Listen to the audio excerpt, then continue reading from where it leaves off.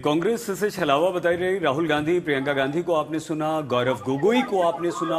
मारिया, ये लोग कह रहे हैं कि ये वो विधेयक नहीं है जिस रूप में इसे लाना चाहिए था और कहीं ना कहीं बीजेपी ने महिलाओं को इससे चला है, महिलाओं को अंधेरे में रखा गया है, तो वो लागू करने की बात कर रहे हैं पुराना वाला, और ये कह रहे हैं कि हम बिल्कुल इसके पक्ष में हैं, हम उसे लागू कर देंगे। लेकिन इस वक्त की सच्चाई यही है कि पक्ष में 298, विपक्ष में 230, यानी कि 54 वोट अभी भी कम पड़ गए हैं और महिला संशोधन विधेयक लोकसभा में गिर गया है। जी, और गृह मंत्री, अगर आपको याद होगा, उन्होंने कहा कि विरोध करने वाले दलों को महिला शक्ति याद रखेगी। यही लाइन होगा भाजपा का।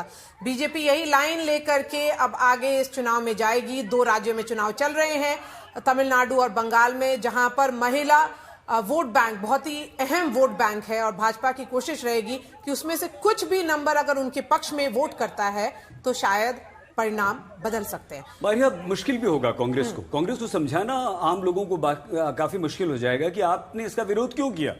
अब आप कैसे समझाएंगे कि 2023 में महिला विधेयक में क्या क्या था।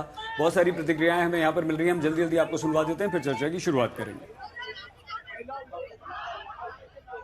ये फिर साबित हुआ कांग्रेस और इंडी सेक्शन ने जिस ढंग से फिर महिला बिल को गिराने का काम किया, ये देश की जनता और नारी शक्ति ने देखा और उनके चेहरे को भी देखा है। आने वाले दिनों में पाई पाई की कीमत इन लोगों को चुकाना पड़ेगा। हमें तो कि अपने हिसाब से चेंज करने का जो एजेंडा था वो फेल हुआ है और उसकी हमें खुशी है। हम महिलाओं के आड़ में हमारा नाम लेके हम नहीं चाहते कि बीजेपी अपनी राजनीतिक रोटियां सेके, तो उसका ये विरोध हुआ है। वो बिल खारिज हुआ है। जो महिला बिल है वो आज भी इंटैक्ट है और ये सरकार, अगर इनकी नीयत सही है तो ये 2029 में 543 सीट पे 33% आरक्षण करे, ऐसा हमारी मांग है। और अगर ये नहीं करते हैं तो असल चेहरा किसका महिला विरोधी है वो सामने आता है। बड़ी खबर आ गई है। शिवराज सिंह चौहान केंद्रीय मंत्री ने कहा है कि बहनों और लोकतंत्र के लिए काला दिन है। ये कड़ी सख्त टिप्पणी, कांग्रेस ने बहनों को धोखा दिया, क्योंकि इंतजार तो करना पड़ेगा। अब ये इम्प्लीमेंटेशन कब होगा? महिला आरक्षण जो अब लॉ ऑफ द लैंड है, ऑलरेडी पास्ड हो चुका है 2023 में नोटिफाई करने के बाद, अब वो लॉ ऑफ द लैंड है। लेकिन सवाल ये उठता है कि इम्प्लीमेंटेशन कब होगा। उस इम्प्लीमेंटेशन के लिए ये पूरा विधेयक लाया गया, पूरा प्रोसेस शुरू हुआ, एक अमेंडमेंट का प्रोसेस। लेकिन अगर ये रुक गया है और ये पूरा जो बिल है वो पास नहीं हुआ है, तो फिर कब होगा महिला आरक्षण इम्प्लीमेंट? राज्य की महिला आज इंतजार कर रही थी कि एक ऐतिहासिक निर्णय होगा, लेकिन इंडिया आघाड़ी ने, कांग्रेस प्रणीत इंडिया आघाड़ी ने आज मातृशक्ति का विरोध किया है। अत्यंत निराशाजनक ऐसा प्रदर्शन किया है। मुझे लगता है इस देश की मातृशक्ति उसे कभी माफ नहीं कर सकती और इस मातृशक्ति का श्राप उनको लगने वाला है। इससे आगे कभी भी वो इस संसद का चेहरा नहीं देख पाएंगे। अगले चुनाव में बहुत बड़ा धक्का उनको लगने वाला है और मातृशक्ति उनको धक्का देकर बाहर निकालेगी, ये हमें खातरी है। महिलाओं का अधिकार जिन्होंने छीना है उनका हम धिक्कार करते हैं। महिलाओं का अधिकार छीना है, हमारा हक छीना है।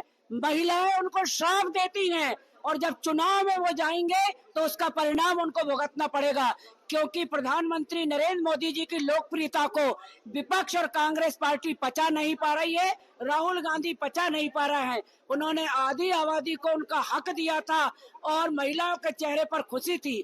सारे देश की महिलाएं प्रसन्नता पूर्वक एक उत्सव मना रही थी और उस उत्सव के माहौल में महिलाओं के अरमानों पर जो पानी फेरने का काम कांग्रेस पार्टी और राहुल गांधी ने किया है, महिलाएं कभी माफ नहीं करती, उनको बद्दुआएं देती, उनको श्राप देती है। बिल्कुल, महिलाएं कभी नहीं माफ करेंगी।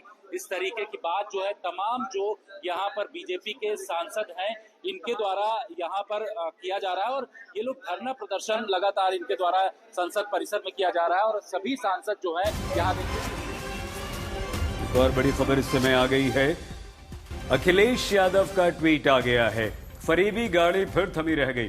अखिलेश यादव ने ट्वीट किया, 2 लाइन का ट्वीट किया है।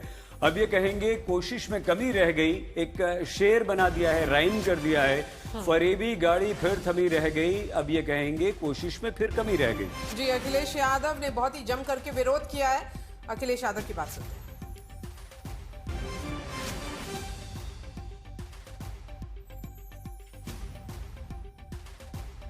आया विपक्ष का 200 का आंकड़ा भी पार कर लिया, यानी कि बहुत सख्त विरोध था इस बिल को लेकर। महिला आरक्षण के पक्ष में है, महिलाओं को अधिकार मिले, उनका सम्मान बढ़े, उनको राजनीति में स्थान मिले, उसके पक्ष में है। लेकिन जिस तरीके से भारतीय जनता पार्टी उस बिल के साथ और चीजों को छिपा करके ला रही थी, उसका विरोध था। जो वो महिलाओं का हक अधिकार का हरण करना चाहते थे, हम लोगों ने लक्ष्मण रेखा ऐसी की थी जिससे वो पार नहीं कर पाए।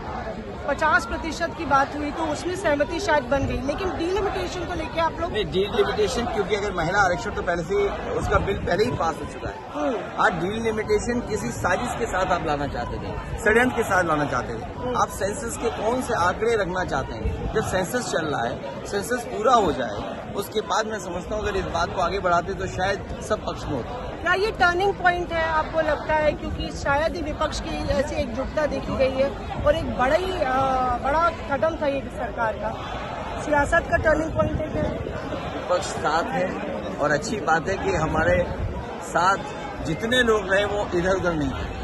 विपक्ष एकजुट होकर के सरकार से कह रहा था आज से लागू करिए, लेकिन सरकार ने नहीं लागू किया था क्योंकि उनका मकसद महिलाओं को अधिकार देना नहीं है। उनकी साजिश हारी है, परसीमन हारा है। इमरान साहब, पीछे हम देख रहे हैं वहाँ पे कि पूरा विरोध हो रहा है, तमाम बीजेपी की महिला सांसद आपके ठीक पीछे यहाँ पे विरोध कर रही है। यही मैं देश को बताना चाहूंगा, एक जानकारी देना चाहूंगा कि सरकार को पता था कि वो हारेगी, सरकार को पता था कि उसकी साजिश बेनकाब होगी, इसीलिए पहले से छपे हुए पोस्टर मौजूद थे और जैसे ही हार करके बाहर आए तो पोस्टर लेकर के नारे लगाने उन्होंने शुरू किए। इससे पता चलता है कि देश का 3 दिन समय बर्बाद किया गया विशेष सत्र बुला करके। सरकार को पता था कि सरकार के पास नंबर नहीं है, सरकार को यह भी पता था कि परसीमन की साजिश देश समझ रहा है, लेकिन पहले से छपे हुए पोस्टर लेकर के महिला सांसदों को आगे किया गया है। लेकिन देश जानता है ये महिला आरक्षण बिल नहीं था, ये देश के राजनीतिक नक्शे को बदलने वाला परसीमन का बिल था जिसकी हार। आप राहुल गांधी वाली बात कर रहे हैं कि सरकार को पहले से पता था बिल गिर। हिमांशु हमारे साथ जुड़ गए हैं। हिमांशु, हमें ये बताइए कि अब सरकार क्या करेगी, क्योंकि सरकार को पता था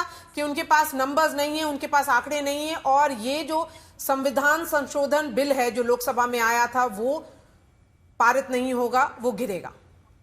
देखिए मारिया, बिल्कुल इस चीज का सरकार को भी पता था कि सरकार के पास नंबर्स नहीं है और 2/3 मेजोरिटी जो है उन्हें चाहिए थी, इस बात का उनको इल्म था। लेकिन सरकार चाहती थी कि कुछ विपक्षी दल उनके साथ आए और उनको ये उम्मीद थी कि आएंगे। अगर हम देखें तो YSRCP ने जब देखा फ्लोर पे एश्योरेंस दिया गया, उसी पे उन्होंने ये तय कर लिया कि वो इस जो संविधान संशोधन है इस पर सरकार का साथ देंगे। लेकिन एक चीज जरूर समझनी होगी कि अब भारतीय जनता पार्टी की तरफ से ये जरूर एक स्ट्रेटेजाइज किया जा रहा है